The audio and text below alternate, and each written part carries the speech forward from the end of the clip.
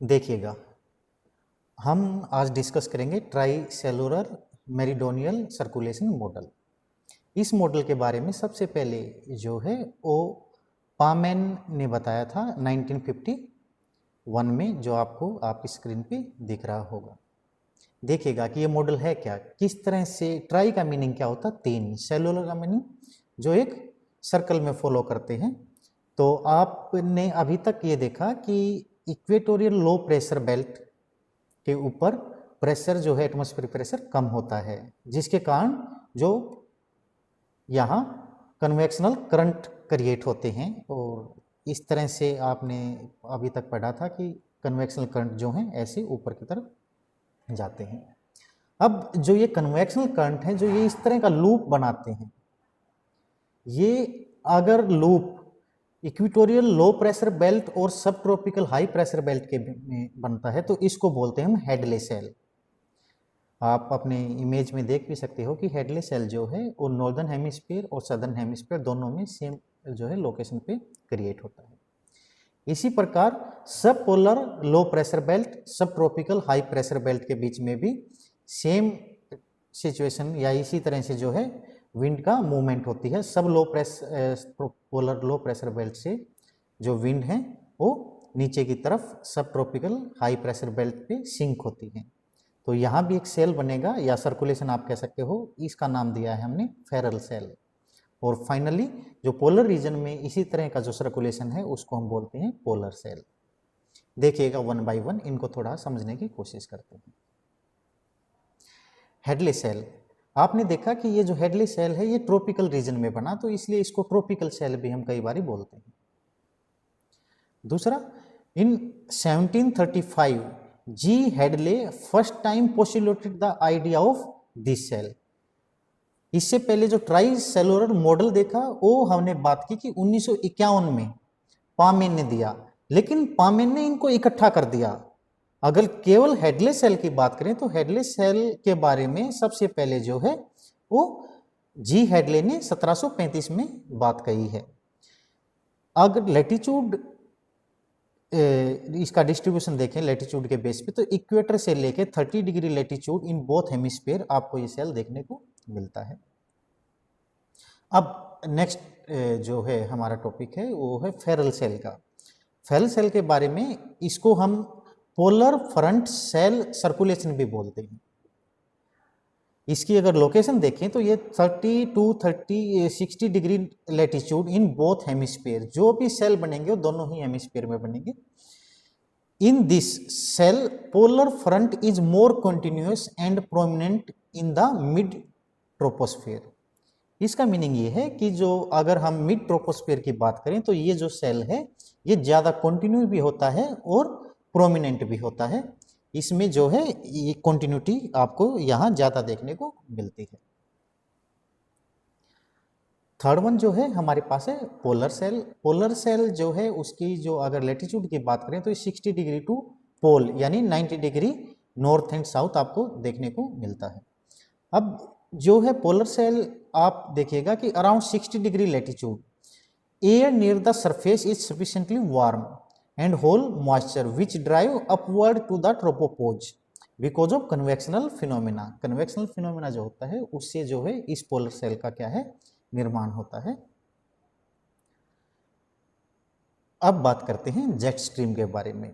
देखिएगा jet stream क्या होती है, जेट का मीनिंग क्या होता है हम थोड़ा देखने की कोशिश करते हैं। जेट का मीनिंग होता तेज, बहुत ज़्यादा तेज। और अगर ज्योग्राफी की भाषा में बात करें तो ये क्या है जियोस्ट्रोपिक विंड होती हैं। अभी तक हमने डिस्कस किया था कि व्हाट आर द जियोस्ट्रोपिक विंड्स। हमने आपको बताया था कि जब प्रेशर ग्रेडियंट फोर्स जिसको हम PF भी बोलते हैं, अगर ये इक्विवेलेंट हो जाती है किसके, कोरियोलिस फोर्स के, तो उस केस में क्या होता है कि जो विंड है वो पैरेलल मूव करना स्टार्ट कर देती है आइसोबार के। यानी यहाँ जो है कोरियोलिस फोर्स और प्रेशर ग्रेडियंट फोर्स के बीच में इस तरह से जो है वो विंड ब्लो करती है, ऐसे इनको बोलते हैं जियोस्ट्रोपिक विंड। तो ये लार्ज स्केल की जो जियोस्ट्रोपिक विंड होती है उसी का हमने नाम दिया है जेट स्ट्रीम। थोड़ी इसकी हिस्ट्री के बारे में देखते हैं। सबसे पहले जो जेट स्ट्रीम का पता लगा वो लगा था हमको द्वितीय विश्व युद्ध में, जब अमेरिकन जो फाइटर जेट थे वो जापान के ऊपर बम्बार्डिंग करने के लिए जा रहे थे, तब वहाँ पायलटों ने ये महसूस किया कि एक एक्सटर्नल फोर्स प्लेन के ऊपर हावी है। जब वो वेस्ट टू ईस्ट मूव करते हैं, लेकिन जैसे वो ईस्ट टू वेस्ट मूव कर रहे थे तो प्लेन की जो स्पीड है वो बढ़ जाती थी। तब हमने जो है इस फिनोमिना को इजाद किया कि कोई ना कोई जो फोर्स है वो यहाँ प्रेजेंट है, और वो फोर्स किसके रूप में थी? जेट स्ट्रीम के रूप में थी। यानी बहुत ज़्यादा स्पीड से हवाएं जो हैं अपर आपके जो स्फीयर है उसमें चलने लग रही थी। अब कुछ कैरेक्टरिस्टिक्स की बात कर लेते हैं कि जो ये जेट स्ट्रीम है ये कहाँ होती हैं। तो ये अपर पार्ट ऑफ ट्रोपोस्फीयर या लोअर पार्ट ऑफ स्ट्रेटोस्फीयर में आपको देखने को मिलती हैं। जो इनकी हाइट होती है ऑन एन एवरेज 8 किलोमीटर से लेके 12 किलोमीटर तक की हाइट पे मिलती है। यानी ये ग्राउंड के सरफेस के आसपास नहीं बल्कि अपर हाइट में देखने को मिलती है। जो जेट स्ट्रीम की विड्थ होती है वो 40 टू 60 किलोमीटर होती है, और इनकी थिकनेस भी काफ़ी होती है, 2 टू 4 किलोमीटर तक की इनकी थिकनेस होती है। जो जेट स्ट्रीम है ये मींडरिंग पाथ फॉलो करती है। देखिएगा मींडरिंग का मीनिंग क्या होता है। मींडरिंग जब इस तरह से कोई भी मूवमेंट होती है इसको हम क्या बोलते हैं? मींडरिंग पाथ बोलते हैं। तो जेट स्ट्रीम जो है ये मींडरिंग पाथ को फॉलो करती है। कुछ और कैरेक्टरिस्टिक्स देखते हैं। जो जेट स्ट्रीम है ये लार्ज स्केल कर्व्ड पाथ है। आपने देखा कि ये मींडरिंग जो पाथ है ये जो है इनका स्केल जो है बहुत ज़्यादा लार्ज होता है, और कितना लार्ज होता है कि एक ग्लोब की अगर कंप्लीट राउंड की बात करें तो मुश्किल से 7 टू 8 मींडर ही इस तरह से जनरेट हो पाते हैं। अब ये जो टेंडेंसी है मींडरिंग की ये क्यों होती है? ये होती है बिकॉज ऑफ सेंट्रीपिटल एक्शन या सेंट्रीपिटल फोर्स के कारण, क्योंकि जो विंड है उसको अपना एंगुलर मोमेंट जो है वो बनाए रखना पड़ता है, जिसके कारण जो इनका पाथ है वो मींडरिंग शेप ले लेता है। द जेट स्ट्रीम है equator word curvature in the summer. अगर हम समर की बात करें तो इनका कर्वेचर जो है इसकी जो ये कर्वेचर होता है, देखिएगा इसको मैं फिर हाईलाइट कर रहा हूँ। ये जो शेप है ये क्या कहलाती है? कर्वेचर कहलाती है। तो ये कर्वेचर जो है गर्मियों में इक्वेटर की तरफ यानी भूमध्य रेखा की तरफ होता है, और सर्दियों की बात करें तो ये पोल की तरफ होता है, पोलर वर्ड होता है। जेट स्ट्रीम जो है वो लॉ ऑफ फ्लूइड डायनेमिक्स को फॉलो करते हैं। चलिएगा कुछ और कैरेक्टरिस्टिक्स देखते हैं जेट स्ट्रीम के बारे में। आपको पहले ही ये ज्ञात हो चुका है कि जेट स्ट्रीम क्या होती हैं? जियोस्ट्रोफिक फ्लो होती हैं, जियोस्ट्रोफिक विंड होती हैं, जो प्रेशर ग्रेडियंट फोर्स और सेंट्रीफ्यूगल फोर्स के इक्विवेलेंट होने पर जनरेट होती हैं। अब स्मॉलेस्ट जो वेव है जेट स्ट्रीम की उसकी जो लेंथ है वो लगभग 6400 किलोमीटर यानी 6400 किलोमीटर तक होती है, और इसकी एक वेवलेंथ देखिएगा, इस अवस्था को हम वेवलेंथ कहते हैं। आपने देखा कि जो जेट स्ट्रीम है ये इस तरह का मींडरिंग पाथ फॉलो करते हैं, इस तरह से फॉलो करते हैं। ये जो लेंथ है यहाँ से लेके यहाँ तक की जो लेंथ है ये वेवलेंथ कहलाती है, और जेट स्ट्रीम के केस में ये लगभग 880 किलोमीटर की होती है। तो आप इससे आइडिया लगा सकते हैं कि जो मींडर है वो कितना बड़ा होता है। अब बात करते हैं टाइप्स ऑफ जेट स्ट्रीम। देखिएगा कुल 4 टाइप की जेट स्ट्रीम हमको देखने को मिलती हैं through out the globe. First है पोलर नाइट जेट, इनको 1 बाय 1 हम डिटेल में स्टडी करेंगे। देन पोलर फ्रंट जेट, आप कंफ्यूज मत होना पोलर नाइट और पोलर फ्रंट में। सब tropical westerly jet, and last one जो है ट्रॉपिकल ईस्टर्ली जेट। देखते हैं 1 बाय 1। पोलर नाइट जेट से स्टार्ट करते हैं। पोलर नाइट जेट पहले देखते हैं कि ये जो है इस टाइप की जो जेट स्ट्रीम है वो कहाँ आपको फॉर्मेशन होती है उसकी। तो जो लेटीट्यूडनल डिस्ट्रीब्यूशन है वो 70 टू 90 डिग्री लेटीट्यूड यानी कंप्लीट पोल के आसपास होती है।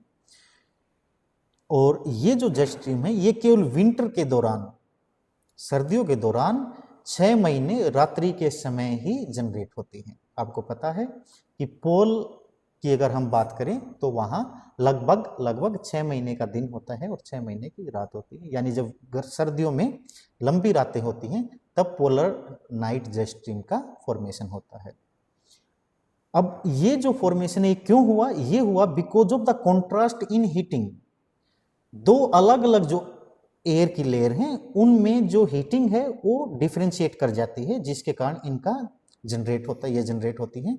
इसमें एक है ओजोन लेयर, और ओजोन लेयर के नीचे वाली जो लेयर है, यानी आप ये कह सकते हो कि स्ट्रेटोस्फीयर की ये घटना है, जहां 19 से 25 किलोमीटर के दायरे की जो लेयर है ओजोन लेयर, और उससे नीचे वाली लेयर में जब तापमान में विभिन्नता आती है तो polar night jet stream generate होती है।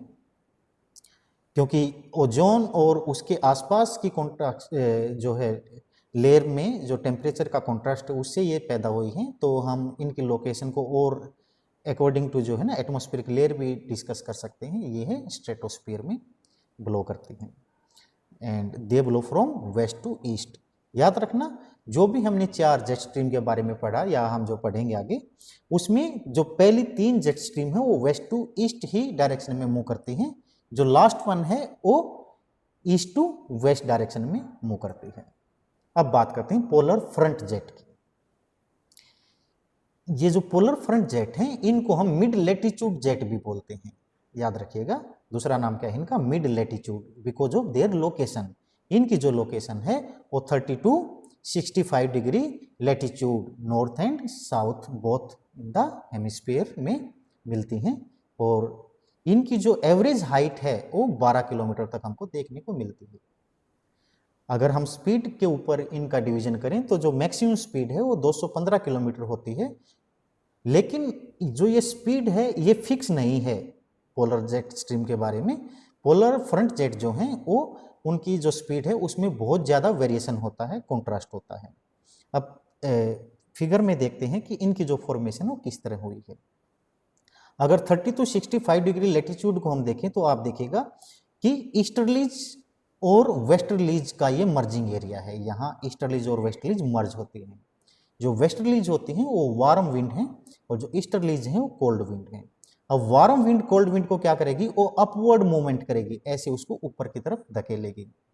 लेकिन क्योंकि कोल्ड विंड भारी होती है, उसका वेट ज़्यादा होता है, तो ये वार्म विंड को डाउनवर्ड पुश करने की कोशिश करते हैं। और इस तरह से जो आप स्ट्रक्चर देखोगे जेट स्ट्रीम का स्ट्रक्चर जनरेट हो जाता है। ऐसे विंड जो है वार्म विंड उनको अपवर्ड की तरफ मूव करती हैं और ये फॉर्मेशन बनती है मींडरिंग फॉर्मेशन। चलिएगा, आपने देखा कि जो ये कन्वर्जेंस हुआ किस किस का?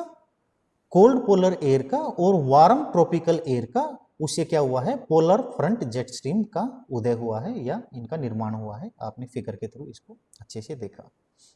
अब जो राइजिंग वार्म एयर है जो वेस्टर्लीज बनी, क्योंकि जियोस्ट्रोफिक वेव से, इसको हम रोपसी वेव्स भी कहते हैं। तो पेपर में बहुत बारी पूछा जाता है व्हाट आर द रोपसी वेव्स।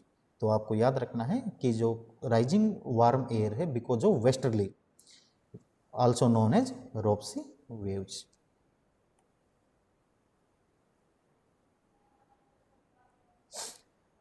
अब देखते हैं सब ट्रॉपिकल वेस्टर्ली जेट, जो थर्ड वन है हमारे पास। सब ट्रॉपिकल जेट जो हैं वो 25 से 30 डिग्री लेटीट्यूड के आसपास हमको देखने को मिलती हैं। अगर हाइट की बात करें तो ये भी जो है 10 से 12 किलोमीटर की हाइट पे मिलती हैं। These are the most permanent jet on the globe. आपसे पेपर में कई बार पूछा गया है कि out of 4 which one is the most permanent jet. तो आपके सामने क्लियर है कि जो सब ट्रॉपिकल वेस्टर्ली जेट होती हैं ये सबसे ज़्यादा परमानेंट होती हैं, और इनकी वेलोसिटी भी जो है वो तेज़ होती है, और ड्यूरिंग द समर ये वेलोसिटी और भी ज़्यादा बढ़ जाती है। They originate at the meeting point of Hadley Ferrel cell. देखिएगा, अब हम इसको जो है पॉइंट को हम फिगर की सहायता से देखते हैं। इन सभी को हम यहीं से डिस्कस करेंगे। आपने अभी तक जो जब हम ट्राई सेलुलर मॉडल की बात कर रहे थे तो आपने देखा था कि जो हेडले सेल है वो पोलर रीजन इक्वेटोरियल रीजन से जनरेट हुआ था, और जो फेरल सेल है वो सब ट्रॉपिकल हाई से लेके सब पोलर लो रीजन के बीच में आया। तो 60 degree, 35 degree, 30 degree and equator. जब हेडले सेल की जो विंड है और फेरल सेल की विंड आपस में मिलती हैं तो यहाँ क्योंकि टेम्परेचर का अंतर होगा, टेम्परेचर कॉन्ट्रास्ट जैसे ही होगा उसी दौरान जो क्या है आपने देखा कि जो है जेट स्ट्रीम की फॉर्मेशन होती है। तो जो फेल सेल हैं इनका टेम्परेचर कुछ कम होता है किसके कंपैरिजन में, हेडलेस सेल की जो विंड है उनके कंपैरिजन में, तो यहाँ टेम्परेचर ज़्यादा देखने को मिलता है। और 30 to 35 डिग्री जो लेटिट्यूडनल डिस्ट्रीब्यूशन है इसके बीच में सब ट्रॉपिकल वेस्टर्लीज जो जेट हैं उनकी क्या है फॉर्मेशन हो जाती है। देखिएगा फाइनल वन जो है लास्ट वन है tropical easterly jet. Tropical easterly jet जो होती है ये फर्स्ट ऑफ ऑल तो टेम्परेरी जेट स्ट्रीम है। इससे पहले वाली जो तीन थी वो परमानेंट जेट स्ट्रीम थी, लेकिन ट्रॉपिकल ईस्टर्ली जेट जो है वो टेम्परेरी है, यानी आपको सीजनल जो है इनकी फॉर्मेशन देखने को मिलती है। अगर लैटिट्यूडनल डिस्ट्रीब्यूशन की बात करें तो ये 8 डिग्री नॉर्थ से लेके 20 डिग्री नॉर्थ लैटिट्यूड के दौरान ही मिलती हैं और केवल नॉर्दर्न हेमिस्फीयर में ही इन जो tropical jet stream tropical easterly jet हैं इनकी फॉर्मेशन होती है। डायरेक्शन में देखें तो ईस्ट टू वेस्ट ब्लो करती हैं, हमने इसे पहले भी डिस्कस किया था। और ये जो ट्रॉपिकल ईस्टर्ली जेट हैं इनका एक काफ़ी इंपॉर्टेंट रोल होता है इंडियन मानसून को लाने में। अगर इनकी फॉर्मेशन के बारे में बात करें तो जो तिब्बतियन प्लेटू है उसका जो हीटिंग पार्ट है, यानी heating of Tibetan प्लेटू is responsible for the formation of tropical easterly jet. चलिएगा अब बात करते हैं index cycle of jet stream. Index cycle का मीनिंग क्या होता है, थोड़ा इसको देखते हैं। इंडेक्स साइकिल का मीनिंग होता है कि कोई भी जो स्ट्रीम है या जेट स्ट्रीम जिसकी हम बात कर रहे हैं ये किस तरह से बनती है और किस तरह से बिगड़ती है, यानी इसका फॉर्मेशन और डेसिपेशन देखेंगे हम। तो कुल 4 स्टेज में हमने इसको डिवाइड कर रखा है। पहले है इंसिपिएंट स्टेज। इंसिपिएंट का मतलब होता है प्रारंभिक अवस्था। होगा क्या कि आपने देखा कि टेम्परेचर के कॉन्ट्रास्ट से ये चीजें पैदा हुई, जेट स्ट्रीम की फॉर्मेशन हुई। तो टेम्परेचर का कॉन्ट्रास्ट हो इसके लिए हमने एक कोल्ड वेव और दूसरा वार्म वेव को हम अपने एग्जाम्पल में जो है कोट किया है। तो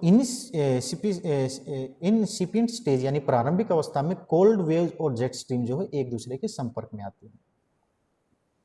उसके बाद जुवेनाइल स्टेज आती है।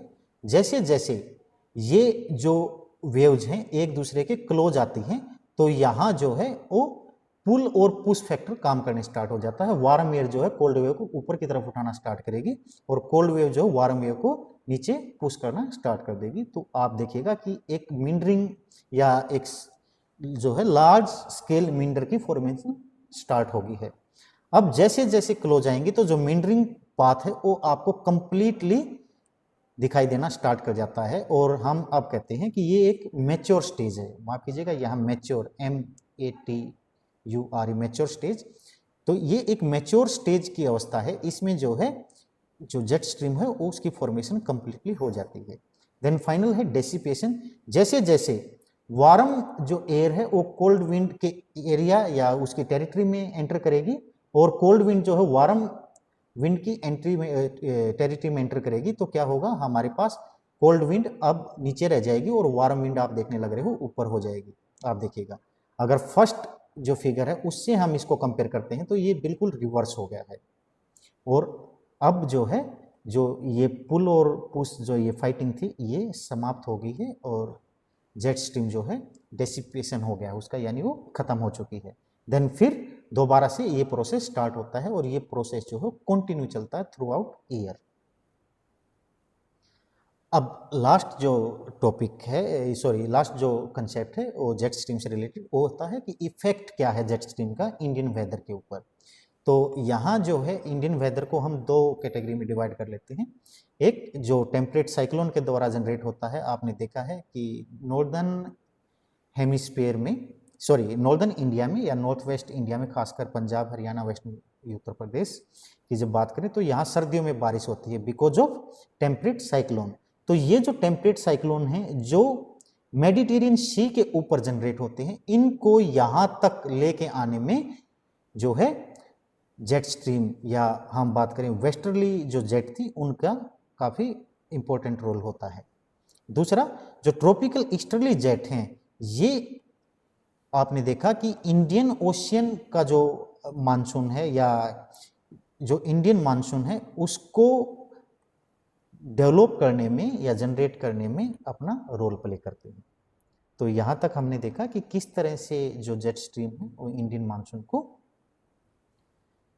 प्रभावी करती है या प्रभावित करती है। चलेगा, आज के लिए इतना ही। Thank you, have a nice day. आपका दिन शुभ हो।